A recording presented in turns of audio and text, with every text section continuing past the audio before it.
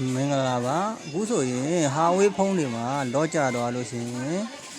ဆိုင်သွားဖြီးစရာမလိုပဲနဲ့ကိုယ့်ကိုယ်တိုင်ဖြီးလို့ရမယ့်နည်းလမ်းလေးကိုပြောပြပေးလိုက်ပါတယ်ဒီဖုန်းလေးကဆိုရင်ဟာဝေး Y6P လေးဖြစ်ပါတယ်အရင်ဆုံးဖုန်းကိုပါဝါပိတ်ချလိုက်ပါ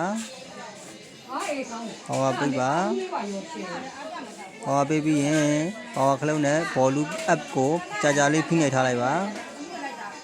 လိုကိုလေးပေါ်လာပြီဆိုရင်တော့ပါဝါခလုံးလေးကိုလှုပ်ပြီးတော့ volume up လေးကို set ကင်ထားပါနဲကြကြလှုပ်ပေးလိုက်ပါ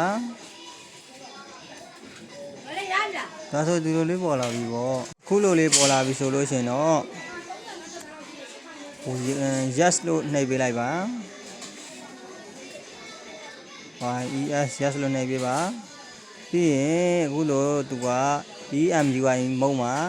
100ထိရေနေပဲပေါ့နော်နည်းနည်းတော့ကြာနိုင်ပါတယ်တရားပြည့်သွားပြီဆိုလို့ရှိရင်တော့သူကအခုလိုလေးပေါ်လာမှာဖြစ်ပြီးတော့အဲ့ခါကျရင် bus ကိုနှိပ် restart ကိုပြန်နှိပ်ပြီးတော့ power clock လေးနဲ့ restart လုပ်လိုက်ပါ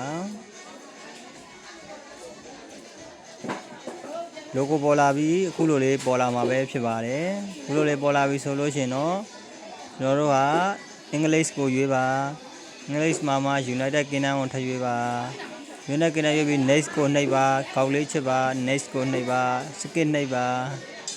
အဲ့မှာလဲ skip ပါပဲနောက်တစ်ဆင့်မှာလဲသူက skip ပါပဲနောက်တစ်ဆင့်မှာလဲ skip နောက်တစ်ဆင့်မှာ next နောက်တစ်ဆင့်မှာလဲ skip ပါပဲနောက်တစ်ဆင့်မှာလဲ next ပါပဲအဲ့ဒီမှာဆိုရင် no time ကိုနှိပ်ပေးပါအဲ့ဒီမှာဆိုရင် later နောက်တစ်ဆင့်မှာ later နောက်တစ်ဆင့်မှာတော့အပေါ်ကဟာလေးကိုနှိပ်အခုလိုပေါ်လာရင် new device လေးကိုရွေးဒါဆိုရင်တော့ကျွန်တော်တို့ရဲ့ဖုန်းလေးကပတ်စံပေးစရာမလိုစိုင်သွားစရာမလိုပဲနဲ့လော့လေးကပွင့်သွားပြီပဲဖြစ်ပါတယ်ဆုံးဖြတ်ကြည့်ရှုပေးတဲ့အတွက်အားလုံးကိုကျေးဇူးတင်ပါတယ်